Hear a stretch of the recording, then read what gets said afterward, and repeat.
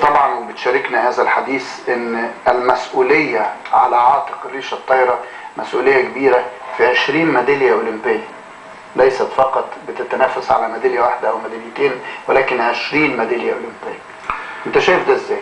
أنا شايف إنه اتحاد الريشة الطايرة يعني لما تأسس أو أنشأ في سنة 91 ده فترة مش قليلة، يعني ربع قرن. السؤال اللي بيتوارد وأنا بحمل جزء من المسؤولية للاتحاد وجزء من المسؤولية للدولة، والمسؤولية الأكبر للدولة لأنه دي لعبة واضح أنها لعبة من الألعاب الراقية التي يعني ما نتفائلش كتير قوي انها تنتشر مثلا في مراكز الشباب او الاقاليم النائية او المحافظات الصعيد او وجه البحري. صحيح عندك 4600 مركز شباب موزعين على مستوى الجمهورية، ما هنتفائلش كتير انه ممكن تكون من وسائل جذب ونشر اللعبة.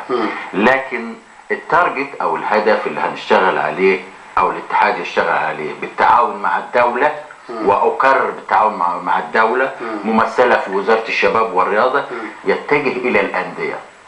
حوالي 1400 نادي على مستوى الجمهورية، مش كلهم هيبقى الهدف بتاعنا، ولكن الهدف هيبقى في الأندية الكبرى، نادي الصيد، نادي هليوبلس، نادي الأهلي، نادي الزمالك، نادي مدينة نصر، نادي سبورتنج، نادي سموحة، الأندية التي تتوقع أنها تدخل وتحتضن هذه اللعبة.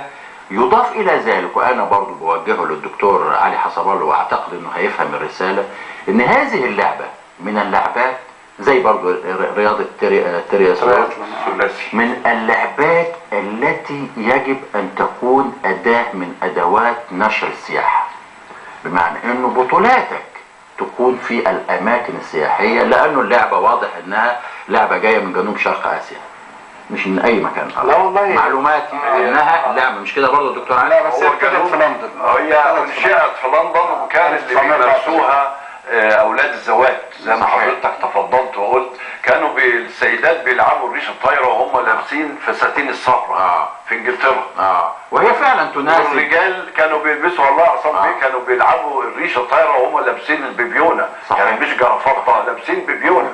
وبعدين انتقلت إلى جنوب شرق آسيا وهم أوائل العالم على كل البطولات. كل البطولات في جنوب شرق آسيا.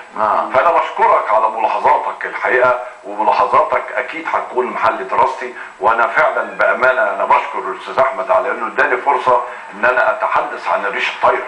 صحيح.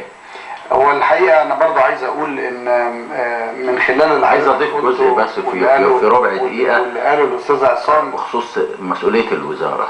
مسؤولية الوزارة يعني أنا أحزنني جدا إنه الدعم السنوي للاتحاد 250. لا ما هو قال من شوية يا دكتور إنه خد 750,000 جنيه كمان. الأنشطة خالد عبد الأنشطة أيوه الأنشطة إحنا عايزين ننشر اللعبة ماشي، لازم يعني نفرط إيدينا شوية. أنا برضه عصام بيه أستاذنك لو في نص دقيقة، أنا برضه بيبالي عتاب على الإعلام، لأن الإعلام بيجري ورا الألعاب المنتشرة. يعني أنا لسه الشهر اللي فات منظم بطولة إفريقيا تحت 15 سنة، وجالي اكتر من 8 دول افريقية، وبعت لكل القنوات الخاصة ومش الخاصة، العامة ومش العامة، ولا قناة عبرتني، ولا قناة من القنوات عبرتني. عشان كده بقول لك لا بعت لحضرتك. لا بعت لنا في التلفزيون. عشان كده بقول لك يا دكتور علي، يا دكتور علي اعمل بطولاتك في المدن السياحية، الغردقة وشرم الشيخ، اسكندرية، الساحل الشمالي. انا عندي في اكتوبر، عشان كده لازم الدولة تساعدك. انا عندي في اكتوبر بطولة مصر الدولية، ودي من بعض البطولات المؤهلة للبرازيل.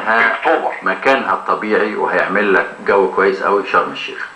كل الدول العربية اللي هتيجي اسعى في انك تعملها في شرم الشيخ، واعتقد انه كابتن احمد يتفق معي في الرأي ده. والله يا ريت. وشرم الشيخ اعتقد انها مدينة مشرفة، الناس كلها عايزة تيجي. المحافظ اعتقد فيها صالة دلوقتي محترمة. خالد فودة بيرحب دايما بأي نشاط، وفيها صالة محترمة جدا. وهو نفس المهندس خالد عبد العزيز وزير الشباب والرياضة يشجع الانتقال بالبطولات الى هذه الصالة مجانا، ويدين الفندق يستضيف مدينة شبابية رائعة. الصالة اللي هناك رائعة رائعة، في الفندق والمدينة الشبابية والصالة رائعة. المدينة الشبابية لو تقدمت لسيادة الوزير انا متأكد ان عمره أيوة. هو بيشجع. ده واحد. حاجة التانية اقام بطولة سكواش في المدينة الشبابية. يعني الصالة اللي فيها وعلى فكرة دي ثالث بطولة سكواش تقام في شرم الشيخ. انا بتكلم على الصالة. لا هايلة. مصر الدولية في اكتوبر ومؤهلة للبرازيل. طيب احنا عايزين نرجع لحتة مهمة قوي، الا وهي المسؤولية استاذ عصام الخاصة بموضوع التأهل لأولمبياد ريو دي جانيرو. معنى ان الاتحاد تأهل 2008 و2012 يعني خلاص ابتدى يخطي حتة اسمها ان التأهل شرف. صحيح. خلاص. لان ده في الاول خالص ان حضرتك تبتدي ويبقى عمر الرياضة صغير، وبعدين يبتدي يبقى اول هدف ليه، يعني مثلا الاتحاد الثلاثي عندي هدفي ان انا اتأهل. لو اتأهلت ده يبقى شرف ليا بالنسبة لي، ولكن مش هفضل على طول بقى ايه اقول لا ده شرف ليا من اتأهل. بالظبط كده. فهو ده بقى اللي احنا عايزين ننتقل له مع حضرتك ومع الاستاذ عصام، في ان احنا نقول اولا بالنسبة للدكتور علي ماذا لدينا من امال في التأهل لأولمبياد ريو دي جانيرو 2016، وماذا لدينا من مراحل المنافسة لو كان هناك اي نوع من انواع مراحل المنافسة، حتى لو كان تحسين مراكز عن 2008 و2012. لا انا بقى وعدت اللجنة الأولمبية المصرية